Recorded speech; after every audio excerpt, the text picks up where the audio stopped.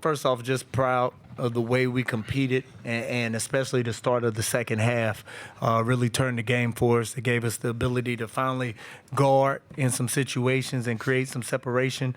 And then for some reason, we get bored and like to make the game interesting. And it's a credit really to Louisville and the way their team built, but also some of the stuff Coach Kelsey does is really good and hard to guard. So they were going to make a run.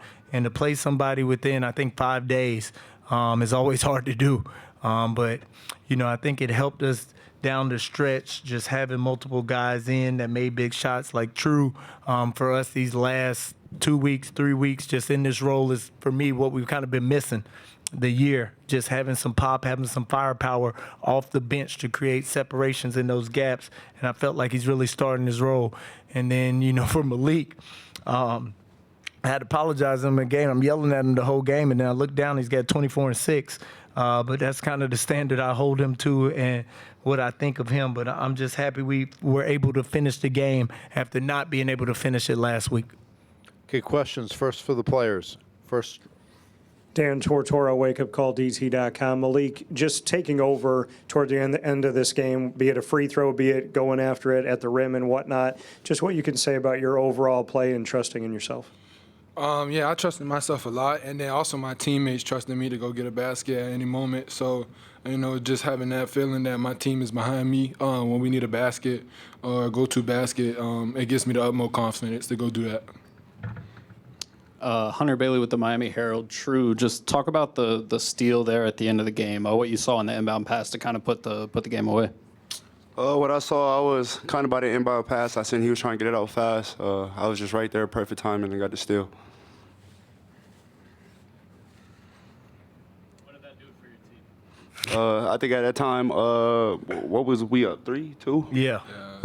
Yeah, after that, I got the steal. He fouled me. I know I was going to the free throw line, and I was going to make both.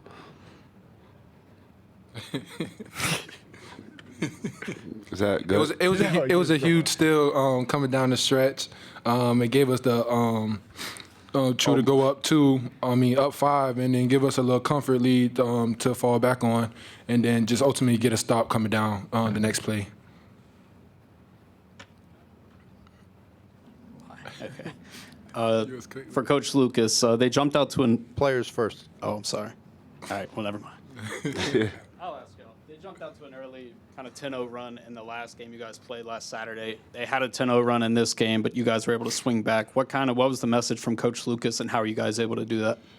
Yeah, we like Coach said, we was making the game interesting. We just stopped playing defense, and we had to get back with our energy, get our stuff jumping again, so we get back going on the defensive side to ultimately get some more stops. And then when we realized they were going on 10 in a row, we just calmed down and let everything slow down and just play defense. True.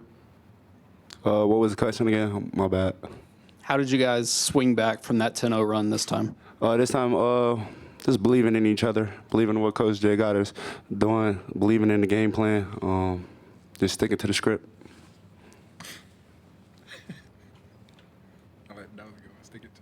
To our right here. Yeah, Shelby Swanson with the News and Observer. Coach Lucas obviously flipped this team, I think, from 24 losses to 24 wins this season. Just wanted to ask you guys, as players, what has he done to instill that belief in you guys and in your teammates? It started from the summer. I think just the foundation that he was building and then the culture he wanted to build, we all bought in and went day by day, slowly getting better. And then just throughout the season, just constantly believing in his game plans, like Tru was saying, and sticking to the script, and just keep constantly pushing and playing with huge energy throughout these games. Yeah, that's pretty much it. We're not bringing you no more. I don't got nothing to say for. Just he got all the right players. Everybody he got came with a chip on their shoulder. Everybody came from a winning culture before they got here, so that was a big part of his recruitment, and we're winning.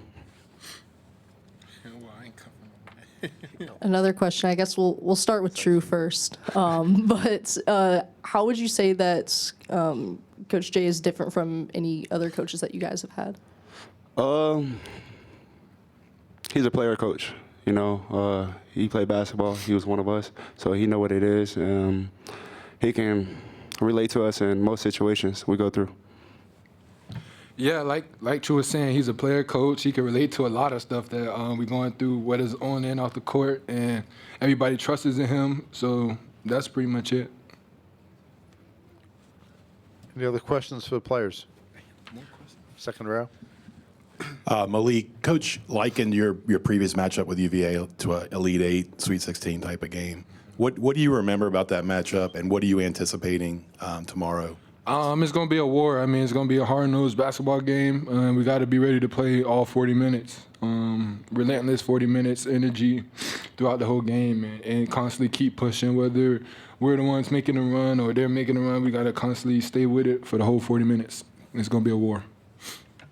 Okay, guys, thanks. Head back to the locker room. All right, bet. All right. Miami locker room open until 5:54. We'll take questions for Coach now.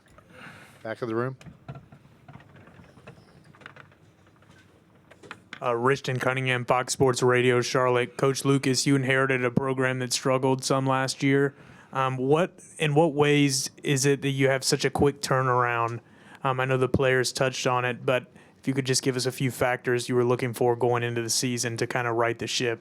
You know, for me, it starts with one, although they had a tough year last year, the foundation was built with going to a Final Four and going to an Elite Eight the 2 years before, and I think winning a conference championship or a time for it, I believe, 2 years. So that was one. And then the second part was honestly getting the right people in the building. And it always starts and ends with the players. And so for those guys like a Malik and Tru and Trey and Ernest, the core group of transfers and their pedigree and what they come from. Like he was talking about, you know, Trey won everywhere he's been, Big Ten, SEC championships. Ernest played at Kansas and TCU for two really good coaches. Tru run 2 Mountain West championships. And Malik, although they didn't win to the level, he played at Indiana, which if you've been to Indiana and played at a Blue Blood and been around it, you know the pressure and the kind of will that has to go in, how much winning means. So all that stuff is important in moments like this, and it all started with them. And then after that, just getting to work. Far left, Coach. Coach, in the first half, there were 3 for 8 from the three.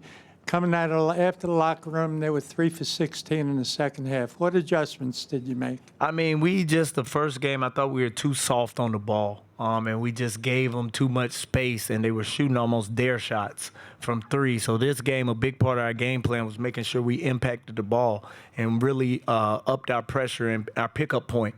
And I felt that was the difference in some of the threes they made and were able to get in the first game and this game. Front row.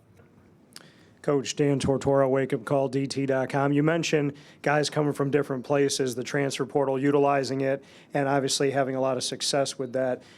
What can you say about having that nucleus come together this season and seeing it continue to grow? Because not every team can do that. Not every team can put it all together when guys are new. Yeah, you know, the season, the scheduling, everything just kind of worked out perfectly, to be honest with you. And the experience we've gained throughout the season to get to this point has kind of molded us to where I feel at this part of the season where you want to be playing is your best basketball, but you want to have your most confidence.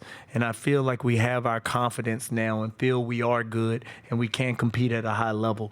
And so everything we went through in the season, the close wins, the close losses, I mean, we've been through so much this year. Just to think about everything we've had to go through as a team, and for us to be here is pretty cool. Shelby Swanson with News and Observer again. Just wanted to ask, I saw your dad behind the bench. He was really getting into it, you know, yelling at the refs, like just prayer hands, you know, for the free throws and everything. Just what's it been like to have his support throughout this season? You know, it's just it's different to see him in a different role. You know what I mean? I've always been the one following him and being with him in the gym, and now he's in the gym, and now that he's older, you just get to kind of see him just love being around and just being a part of it, and still the coach and the player in him comes out, and just his support and my family's support just means a lot to me.